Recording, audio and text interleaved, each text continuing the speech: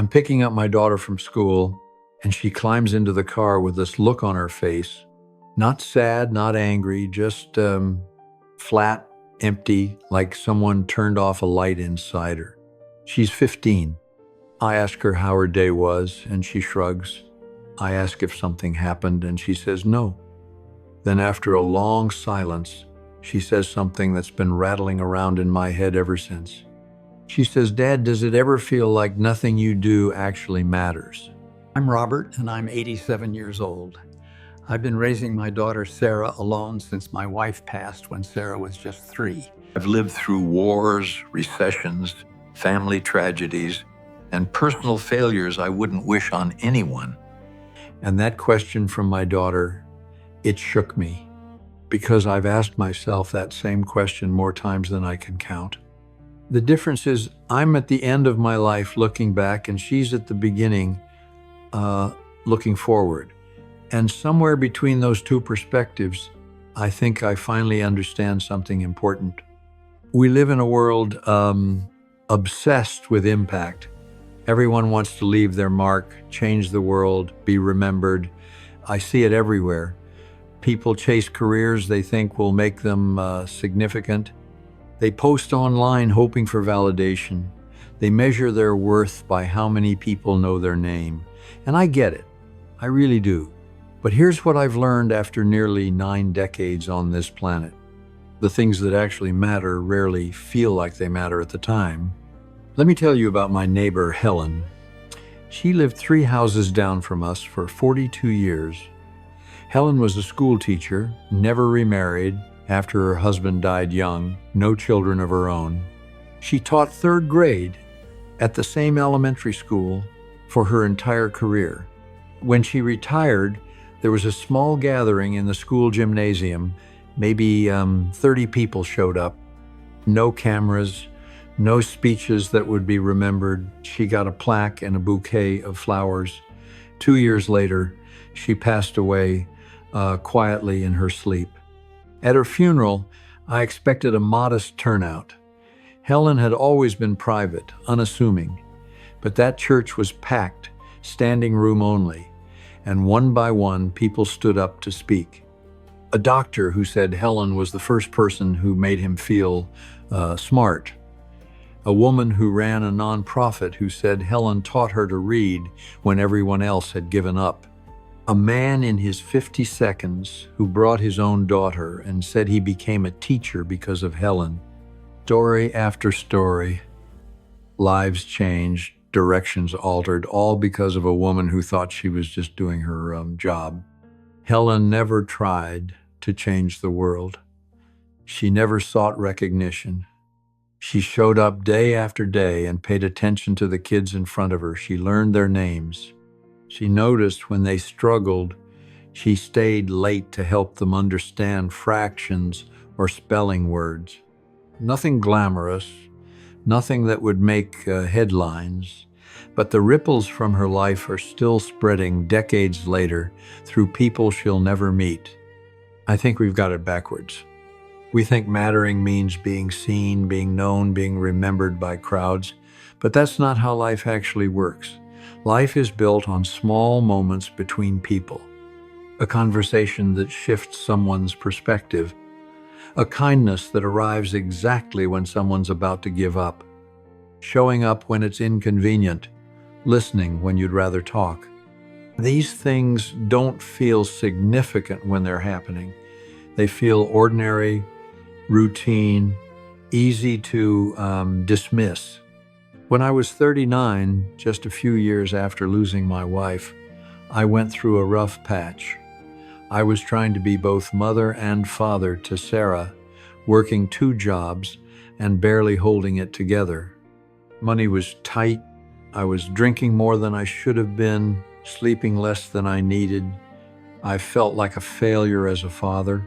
One evening, I was sitting in my car outside a bar, trying to decide whether to go in, and this guy I barely knew, David, knocked on my window. We'd met maybe twice before at Sarah's school. He said he was heading to get coffee and asked if I wanted to join him, just like that. No big intervention, no lecture, just coffee. We sat in a diner for 2 hours. He didn't ask me what was wrong. He didn't try to fix anything. He just talked about normal things. His kids, a book he was reading, a trip he'd taken years ago.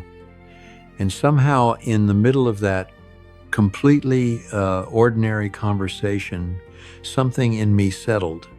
I didn't go into that bar. I went home to Sarah. I can't even remember everything we talked about, but that moment mattered.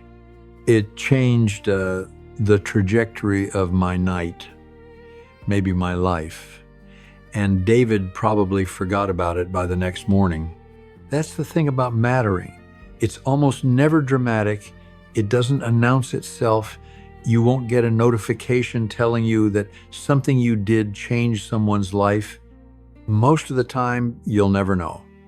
You'll do something that feels small to you and it'll be everything to someone else, and you'll move on thinking it didn't amount to anything.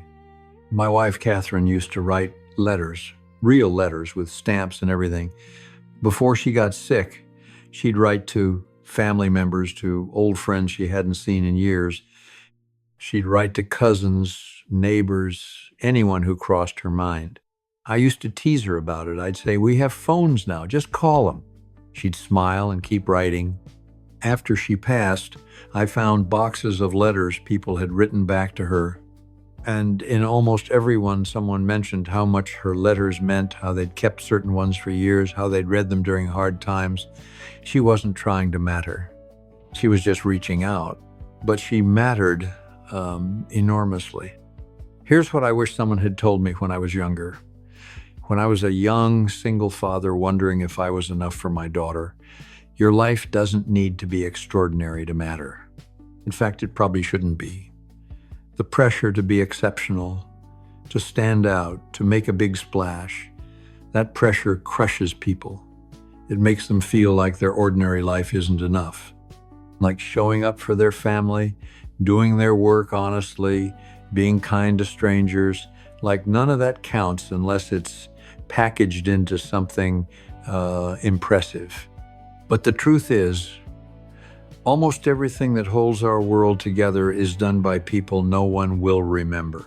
Parents who get up in the middle of the night with sick children, workers who show up on time and do their jobs well, friends who check in when they notice someone's hurting, volunteers who serve meals, clean parks, visit hospitals, people who vote, who recycle, who return shopping carts, small, unremarkable acts that keep everything from falling apart.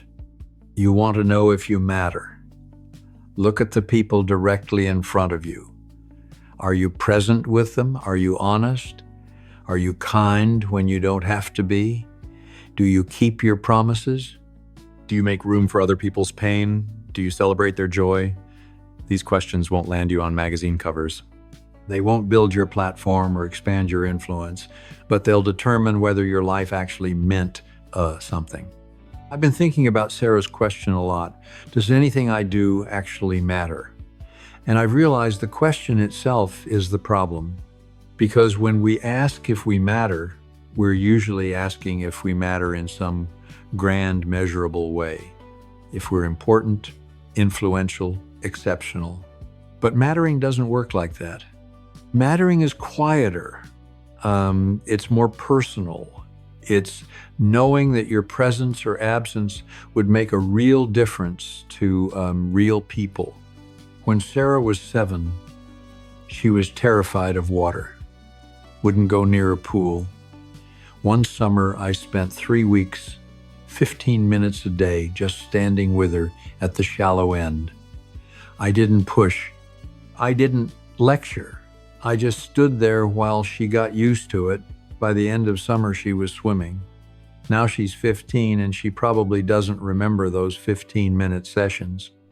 But I do because I know that if I hadn't been there patient and steady, her fear might have stayed with her. That's mattering.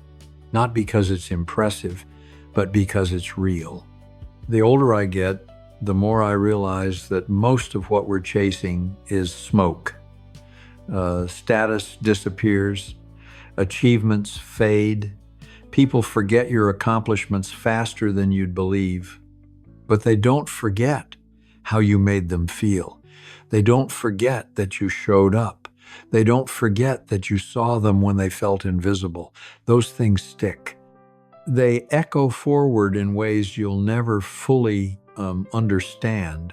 I was at the grocery store last week, and the young woman at the checkout counter looked exhausted, dark circles under her eyes, moving slowly. I could have just paid and left, but I asked her how she was doing. Really asked, not the automatic question we all throw around.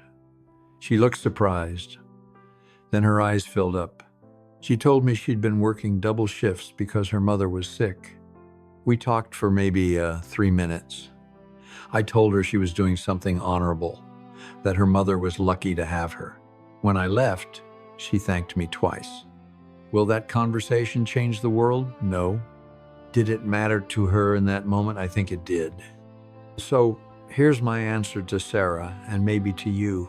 Yes, what you do matters, but probably not in the ways you think.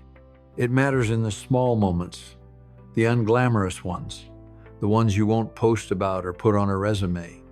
It matters when you choose patience over anger, when you tell the truth even when lying is easier, when you help someone even though no one's watching, when you stay when leaving would be simpler. Your life doesn't have to be a spectacle to matter. It just has to be honest, present, kind. And that's harder than it sounds, because those things require you to pay attention, to show up even when you're tired, to care even when it's inconvenient. But that's where real significance lives, not in the spotlight, in the steady, quiet work of being human with other humans. I'm 87. I'm a single father who raised a daughter on my own.